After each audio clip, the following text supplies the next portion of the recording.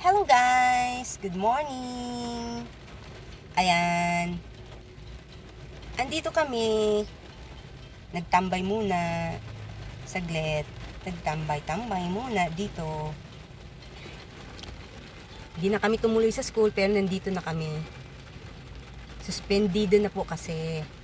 Kanina sa bahay, antay ako ng antay kung may announcement na masuspende. Pero walang announcement. So, ayan, nabihis dito, bihis doon, kain, bago pumasok, gayak-gayak.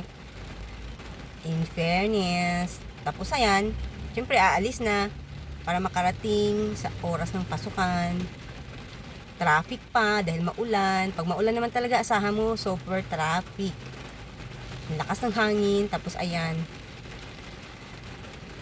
Pagdating mo sa school, sabay sasabihing suspendido na po. Ay, nako, lagi na lang ganyan. Kung kailan makarating ang mga bata sa school, saka naman sususpendihin. Pwede ba, sa susunod naman, aga-agahan naman kung isuspended ang klase?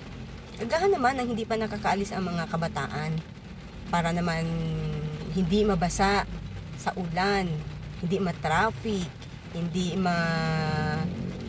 chikinini, kung ano pa man dyan. Lalo na naman sa mga nagko-commute, kawawa naman, basang-basa sa ulan. Mahangin, maulan, traffic, ano pa man.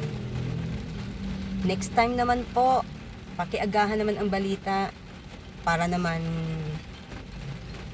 hindi na ma-porwesyo din yung mga kabataan sa tag-ulan. At pwede rin ba na magkaroon naman ng batas na kung ganitong senaryo, okay lang malate ang mga nasa malalayong lugar kasi aantay pa niya ang announcement. Ngayon, kung hindi naman suspended, edi saka siya ngayon papasok. May ganun ba? Pwede ba yun?